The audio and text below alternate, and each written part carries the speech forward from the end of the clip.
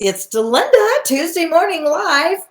We've been doing this for 4 years. It is so exciting. When I think back of when we first started getting together doing this, like, wow, I never expected that we would be still going. I mean, I didn't ever think when I'd stop. But anyway, it's so cool. So those of you who've been with me, and there are a number of you who have been tuning in all this time. So let me thank you, thank you, thank you. You were awesome to do that and to give your time to, there's lots of things, and it seems like there's getting more and more things and options and opportunities every day to get on and watch and be part of. But thank you for watching. And if you're watching the replay, great. Thank you for that too. I appreciate it. So today, as you see, no co-host with me. And what's really funny, y'all, about that is at the end of the year, when we first started in January, I thought to myself, I think I might want to do my birthday show just by myself. And it's funny, it turned out that way. I didn't ask the others not to come. It just kind of all happened that, Jennifer had a meeting, her boss was in, and Lisa, y'all can be praying for Lisa and her husband. He has been having really high blood pressure. I didn't ask her the details, the numbers, for the last couple of days, and they haven't been able to get it down. So they've gone into the doctor this morning. So, I know she would appreciate your prayers on that. And then Dr. Laura had a conflict this morning. And so, it's kind of that thing. So I get to just share with you just myself. So I appreciate that as well. So today's my birthday. I love birthdays. So it's not like I try to hide it. Every day is a blessing, right? And so I love birthdays. I love life. I love the Lord. I love birthdays. I love waking up every day. And that is something that we, that we can celebrate every day. That's something to just, when you wake up, to be grateful for, because not everybody does. I know that's kind of feels off, a little weird to say that, but the truth is not everybody does. So when you wake up, that is a blessing and something to be truly grateful for. Oh my goodness, Lisa, I was just asking for prayers for you. Let me see if I can get you up here. What a nice surprise. Okay, there you are. Hi. Hi. So are you waiting? I guess it's a little early probably to get into the doctor this morning. Yeah, they said they couldn't take him in so quick. So you're waiting. Well, welcome to the show. Yay. I didn't know you were going to be here. So Andrea, thank you this morning for the birthday wishes. And Kathy, thank you so much. Kathy, we share a birthday month. So, we're soul sisters. And Grace, good morning. And thank you too. Already getting some wonderful birthday blessings on Facebook. And my daughter tried to call just a bit ago and said she'd call back. So that's awesome. So, how are you doing this morning, Lisa? Besides a little stress because your husband's blood pressure's up, that puts a little strain on the day. Actually, it's a good morning. Otherwise, just just different things going on. Yeah. And how do you like the rain? We aren't having rain right now at my place, but I'm assuming it'll hit soon. So it'll be good for my plants. Yeah, that's what I was thinking. Yeah, we've had rain here for a couple of hours. No major big downpours, but just nice sprinkles rain. Yeah, no, I hope it gets our way, because that's the best stuff for your, garden when it happens. So. Yeah, I would think so. Yeah, Kathy, January Queens. That does. Oh gosh. So we're going out to dinner tonight. I'm trying to think what the name of the place is, and that it's over in Red Rock, and they have the best prime rib sandwiches, and I really love prime rib. Steak and prime rib are like my favorite things. So we thought about going down to Lowry's, which is our favorite place to have actual prime rib. But because I have 2 luncheons there this week, Like-Minded Lunch was there yesterday, and Republican Women is there tomorrow. And it's like, okay, I don't think I want to go down there and have dinner tonight, although it's totally different. The experience for dinner is fabulous. So I'd rather put it off when I'm not already down there a couple of days. Let's see, Andrea, you could share some with us in Centennial Hills. Oh, okay. So you need some of that rain. So like, blow it on up there. Yeah. So cool. Well, let's see here. So this morning, well, first I'm going to do just a little backtrack. That last year was one of my favorite birthdays because, and I didn't know that it would be, but we were down in Florida and West Palm Beach, and it was one of those where we really relaxed. We didn't have anything agenda to do. We didn't even go sightseeing. We just kind of hung around at the beach and went and ate at restaurants, and it was great. And I did the show last year was about fear and getting past the fear and getting out and doing things. And so being out on the beach, as I was talking to all of you, was an encouragement for y'all to get out of your house and start doing things. So I'd like to know, just as a little quick in the chat box, did you get out and do something this year that wasn't in your house, that wasn't a Zoom call? Did you get out and do something? So just, if you started going to dinner, or you started going to live networking, or you went on a vacation. What about you, Lisa? What did you get out and do? But you and I both kind of traveled during the time. We didn't let us hold back. I know you have family that you've been to see. I traveled the whole time. I guess more so I was outside more doing gardening, and that was really quite fun and pleasant, especially under the stresses of the world at this point. It's really nice to kind of have your own little sanctuary where you're out there talking to your plants and sounding like a crazy lady. And you got your chickens. Well, yeah, but they talk back, so I'm not crazy. Oh, they talk back. Oh. Sometimes they get sassy. Oh gosh, I'm gonna have to come to your house so I can see your chickens and see them talk back to you. That would be pretty fun. Well, I'll put them on, and one morning we'll have to go in. We'll put them on. We'll just have the chickens all around the camera. So, oh, that would be kind of fun. It'd be something certainly different. Okay, Grace. Okay, now I can show some of this. Grace says, I went to Costa Rica last spring and made a trip to Colorado. Yay, you. That's getting out of your comfort zone. And Costa Rica, that's great. I've been a little hesitant to travel out of the country because I'm afraid they're going to require something that I don't want to give, and they might not let me back in. Yeah. Kathy says that'd be a great video to go viral. She's talking. I think she's talking about the chickens, maybe. But. The chickens. I was going to say, what video are you talking about? Yeah, the chicken. Yeah, if we did that, but when we do that, Lisa, we'll just decide a day to do that, right? Yeah. Yeah, that probably would. So, well, this morning, I'm not sure, you guys, if I had mentioned that Bill and I went on New Year's Day. He came in and he said, let's go to the movie. Did I talk about this before, Lisa? Maybe you can remind me. Not that I remember. Okay. And we went to see, and I said, well, yeah, sure. Because he doesn't really like to go to the movies. So when he comes in and says, let's go to the movies, like, okay, what? Doesn't matter to me, because I like to go to movies anytime. He says, well, it's a movie about NFL football player, Kurt Warner. And I said, who is he? Of course, because I didn't know who he was. But it was really a great movie. So have you seen it, Lisa? No. Okay.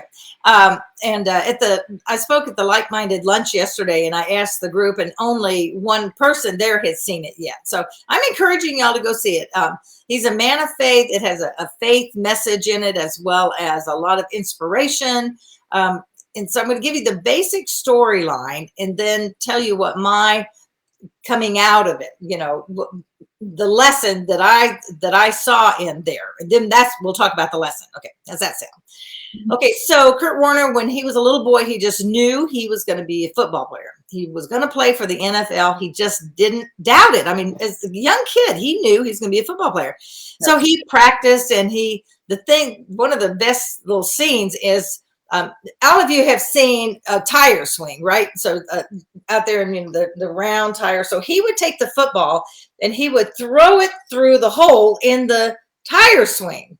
And it's like, oh my gosh, I probably couldn't even hit the swing, let's just say.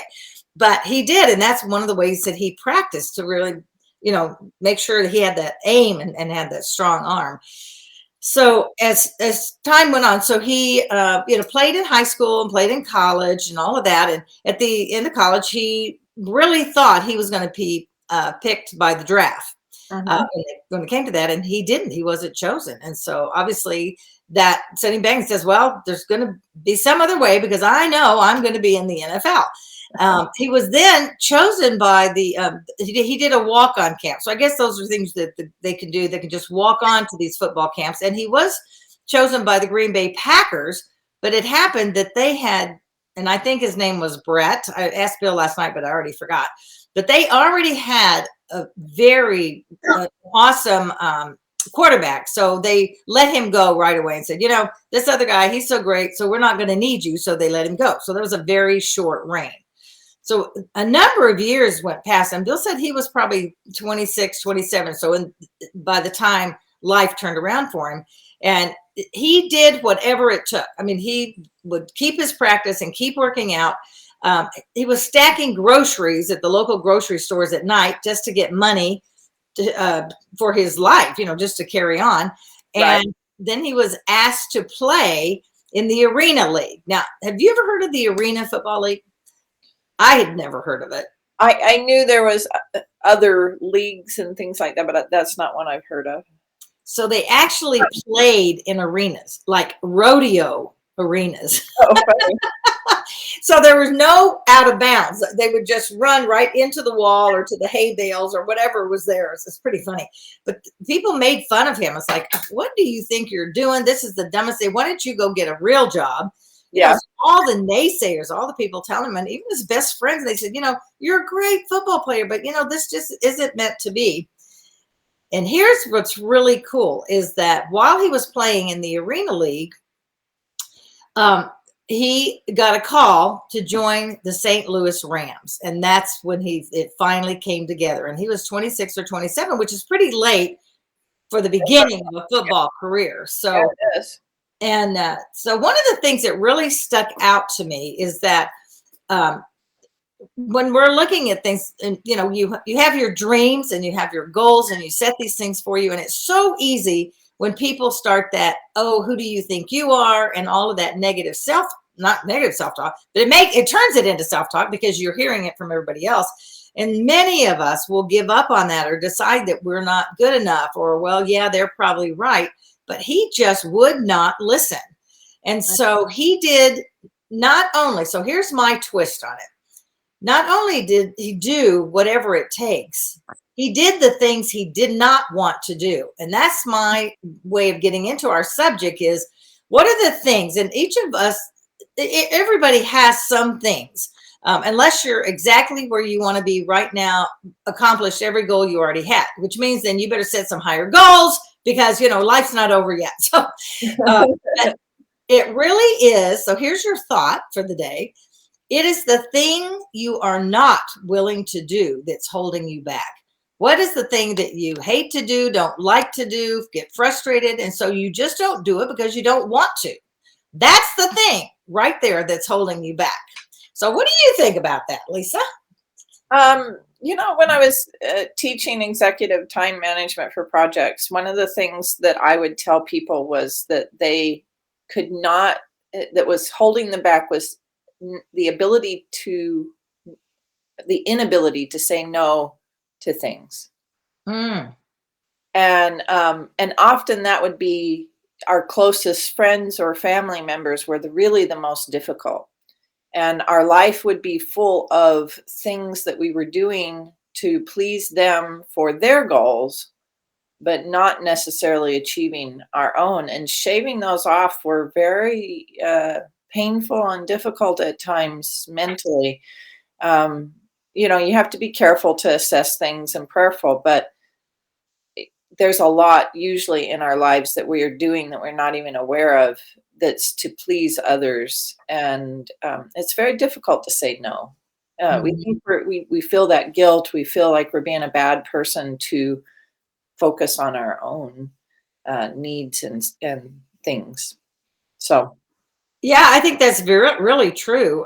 It's a good clue will be when you get to the end of the day and you say, gee, I didn't get anything done. Yeah. Because so often we are reacting to, all those phone calls or all the, the things, those interruptions that or not. And I go back to that exercise that you have people do that I've done numerous times, with the 5 circles on the page, or, Yeah. I do it in circles and clouds.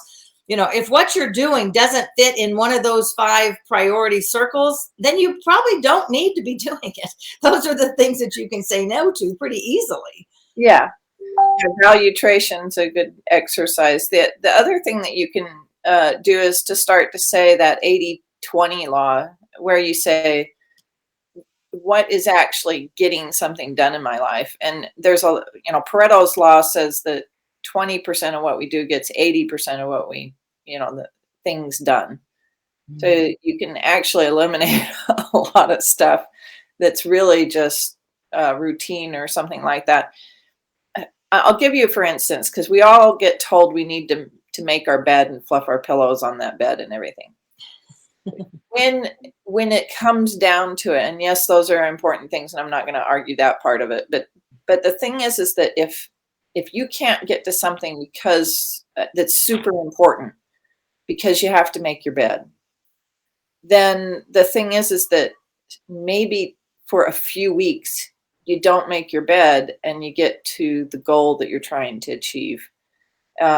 Sometimes you have to cut out certain routines and things that just seem like they can't move, but they can move, and you can measure that by saying, is the world going to stop if I quit making lunch for my kids? Could they possibly put peanut butter and jelly together and live off of that for a few weeks, or months? And the answer is yes. The world will not stop revolving around most of what we do, and so you can pick and choose a whole lot more than you think you can to get your own goals accomplished. And like I said, that's a matter of prayer and priorities and things like that. But there's a lot that God will be like, no, you can get rid of that. I didn't tell you to do that in the first place. Yeah, and sometimes we say yes to certain things, and that makes me think of a lot of times the volunteering, let's say at church or other places, we say yes because there's a need, but not because that's where God directed us. Right. There's certain things I've been asked to teach Sunday school many times through the years, but that just wasn't what I felt led to do. I felt that it was better for me to be in the choir or the worship team or something, and not be in charge of every committee. You know what I'm saying? Yeah. So we get asked to do a lot, and sometimes we're asked, to where they really have prayerfully thought about it, whatever it is. I'm not just talking about church things. Yeah. They haven't really prayerfully thought about it. It's just you're a name. They see you're active. They know you could do a good job, so they ask you. But that's where it comes to us to be discerning and look at that. So does this fit in the priorities? And sometimes you feel a call from God that is like, okay, this may not fit in that circle, but this is where I want you. And then that's what you say yes to, right? Yeah. I'm going to revert back just a bit, because I think so many times, and it can be in business, certainly is in business, but it can also be in just our personal lives as well, just our normal living, that there's sometimes the things that, there might be a project in your family or your household area that you really want to get done, and you feel like this is really important, and it does fit in your priorities of what you want, but we don't really want to. It's silly. Okay, so you really don't want to go to the store to buy the stuff or to make the list that goes with it, so you keep putting it off because you just don't want to sit there and figure out what's going to make it happen. Right. The thing when I'm talking about, we don't want to do the thing. So when you're networking, for instance, if you're out there networking and you're meeting people, but you're not doing the follow-up, then why in the world are you doing it? Yeah, if you're going because you want to socialize and meet people just for the sake of the social thing, that's great. But don't go in thinking you're going to make all these contacts and have follow-up, and then you're not going to do it. But sometimes we don't do it because we think, well, they don't really want to talk to us. I shouldn't set up the meeting because, they might reject me if I send a message out and they say no. And, there's lots of reasons why we don't do that. You want a promotion, but you don't want to ask for it. Yeah. We have to ask for the things that we want. And one of the big ones that I've seen is phone calls.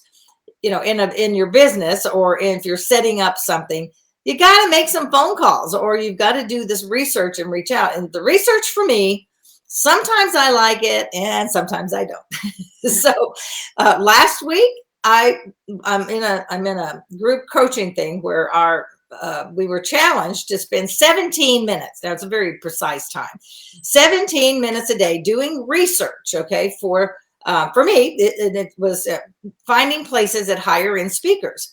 And I did not make I did not do 1 day of research. Like, shame on me. I was doing lots of other great things that fit in my, that were getting me towards my goal.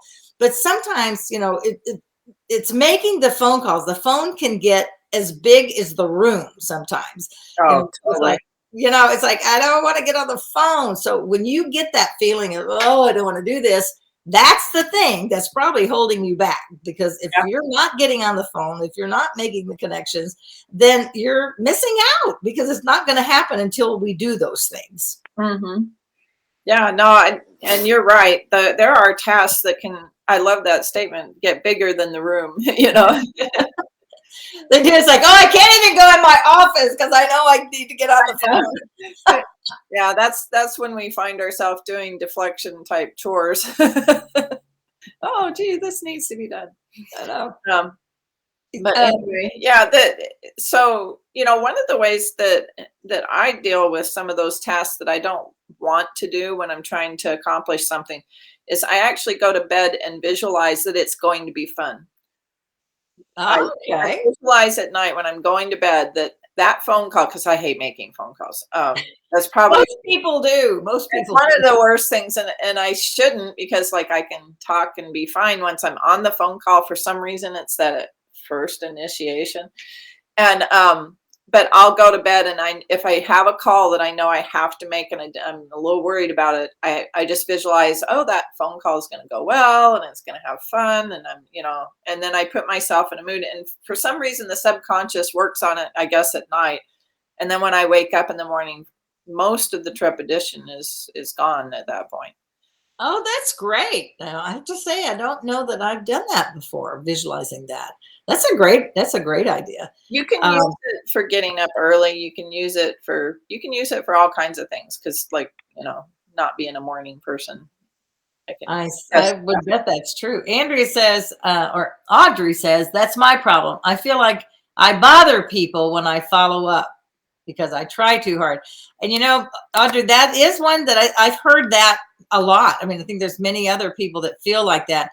But the truth is, you wouldn't have their name or their things if they didn't, want you to follow up. There have been times when I specifically wanted to connect with someone who had I'll just use a product, for instance, that I wanted. And I waited to see if they were going to follow up with me. And if they don't even bother to follow up with me, I'm going to find somebody else to buy it from. Because it's like, that's part of business. I want to do business with people who are going to be, follow up and have those good business skills. So I would take that if you can get past that. But, like I said, I know it's a hard one because a lot of people deal with that. But, think of how they're losing out. If you don't follow up, not only are you losing their yes, because they can't say yes unless you ask. Forget the no part of that, but if they can't say yes, and we're really depriving them of whatever it is we have to offer. So whatever your product or service is, if you don't even ask them, how are they supposed to get better because of that service you have? It's changing the mind on that. Andrea Manning says, follow-up is my weakness, although I mentor it all the time. Like, don't do as I do as I say, right? Yeah. I get that. I get that. Were you going to say something, Lisa? It looked like I kind of. Oh, I know. I was just musing over the fact that there are many times that we practice what we don't preach. I mean, we don't practice what we preach. So yeah.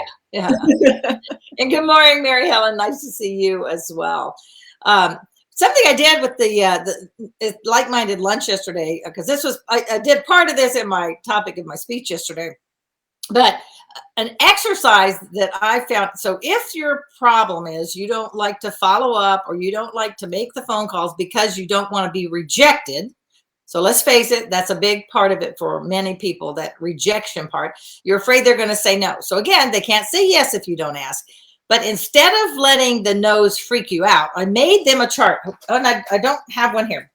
Okay, so imagine with me that this has a box of 30 squares, like a big, like all these little boxes, and go out in the next week or two or whatever and collect no's. See how many no's you can collect. It's like it takes your brain to a different place. Like if you're looking forward to getting no's to put them in your chart, then it's like, okay, you get a no next. Get a no, get next. It really, really works. It does something to turn your brain around. So then you're not, it's like, I'm going to go in. How many no's will I get today? So maybe I'll make 5 phone calls today and see if maybe I'll get 5 no's. But as you do it, what's going to happen, of course, is you're going to get yeses. And then it gets more fun to make the phone calls. So sometimes we have to play little games with ourselves. I agree. Oh gosh. Hey Carrie, good morning. Nice to have you here. And Terry, yay. Terry, I was thinking about you this morning. Are you going to make our lunch this week? You'll have to, or not this week. Oh no, not this week. Next week is our Vegas lunch. And Carrie, so what do you think, Lisa, as far as what's another strategy? I love your visualize the thing that you don't want to do. Usually we don't want to think about it, so we don't visualize it. So I think that's great. Like, let's visualize it in a positive way. Any other little tip as far as trying to get us to do the thing we don't want to do? Yeah, like again, like I was saying in the time management program, one of the things that I have people do is you make a master list, and that's called a mind dump. So you put that over in a drawer somewhere. That helps it get out of your brain. So one of the things that you can do is just put every need, want, and everything on a master list, and then throw it in a drawer where you seriously are avoiding it at that point. And but in the morning, make a list of 5 things that you need to get done. And at the top of your list, put the things you hate to do the most. Get them done absolutely first. And once you start getting into the habit of doing that, it gets easier to overcome those.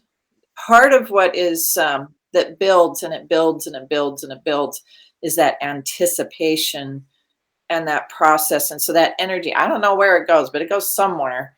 And it really does block us like a shield from getting things done. And so the longer you linger between that and the task you have to do. So if you get in the mindset of just putting it at the top of your list and having to knock that off absolutely first, don't give yourself any excuses, just knock it off first, then a lot of times that will help you get into a rhythm of getting the hard tasks done right away.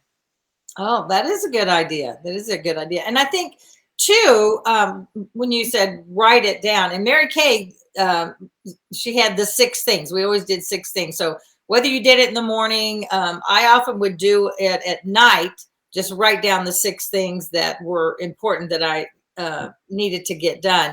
Yeah. And I think you're right. If you have something on there that you're avoiding all day, at the end of the day, you probably still won't have done it because you're avoiding it.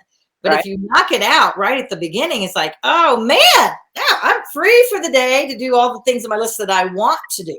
Yeah. And it changes the perspective again. Not only that, there's other things that are very like make sure you cross it off your list physically. Don't just get it done. I Cross it love off your that. list. I love crossing out. Yeah.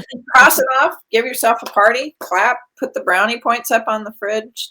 I mean, those are all things that help us get to that point where we're looking forward to doing those things.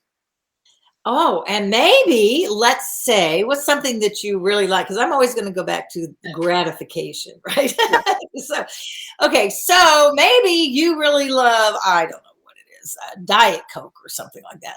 That when you finish that task, you get to get up, give yourself, like you say, the little party, go in and have your Diet Coke for the day, or something that really is, because those things make a difference. Those little things that you do for yourself, go in, and I'm not saying everybody should go have a cookie, but maybe go have a cookie.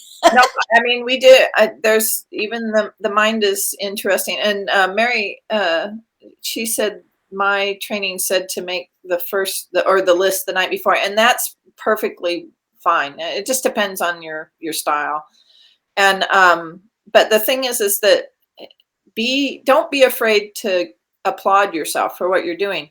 Yeah. I seriously have a set of adult badges for adulting that is part of the program where you literally give yourself a badge for for doing things, and Oh. and you can collect your badges and get a set. Um, and then at that point, you get to reward yourself with something. So those type of mental games are really beneficial.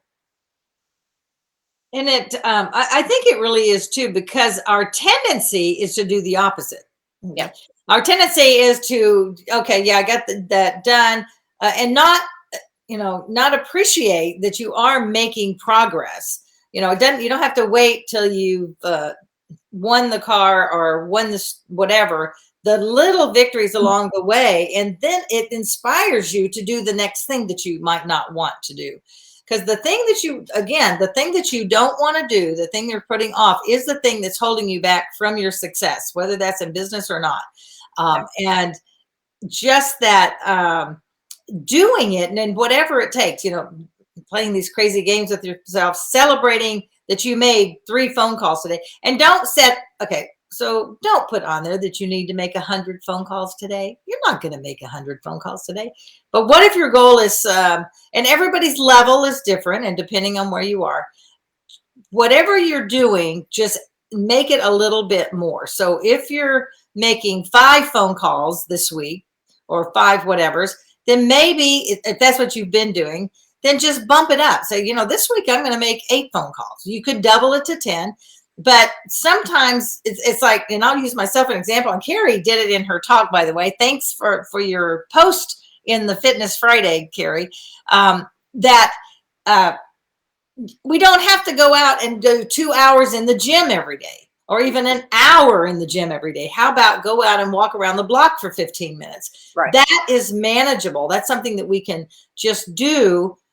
Most everybody could do. And the truth is, I could do it. I still haven't done it. I'm still telling myself. So maybe that's what I need to look at, what's holding me back.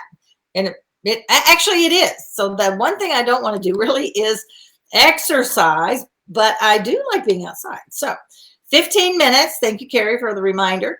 15 minutes to walk around or go for a walk in the park or something gets you out, gets you fresh air, and gets the body moving. So the same way in your business or that thing that's holding you back, just do a little bit of it.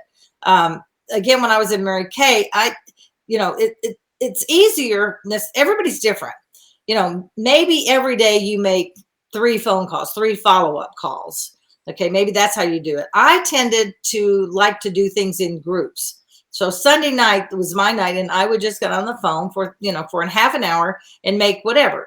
Didn't matter how many people I reached or how many messages, just that was my time. And that's how it worked better for me. So we all have how we like to work better. Right. So let's see. Andrea has to go hop on another meeting. Okay, good. Looking forward to see you next week, Andrea. This is great.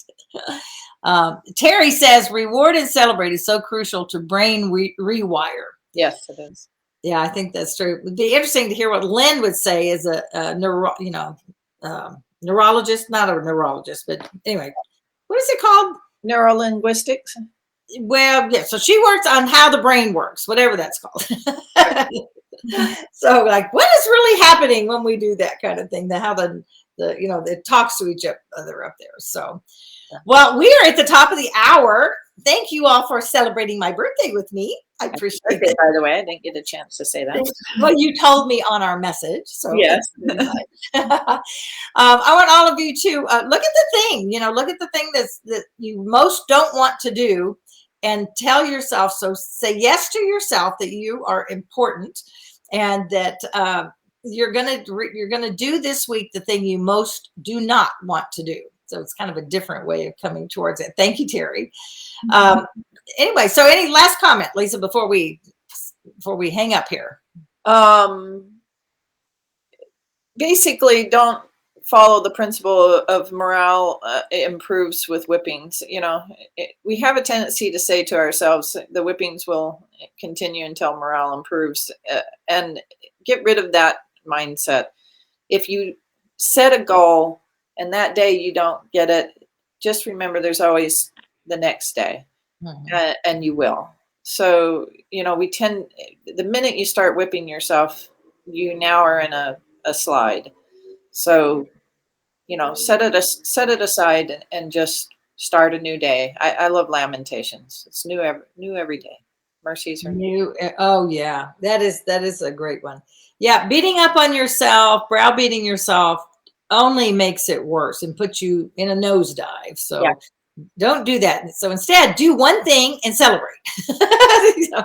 Like, get out there, let's go. So, all right, everybody, this year is no different than last year in the fact that life is not a matter of chance. It's a matter of so choose to do the thing you don't want to do and see where your success and how much quicker your success will come. Have a great day, everybody. Let me see here. Carrie says, I reward a task finished by going for a quick walk around the block. Finish my chore, and then I get to go outside and play.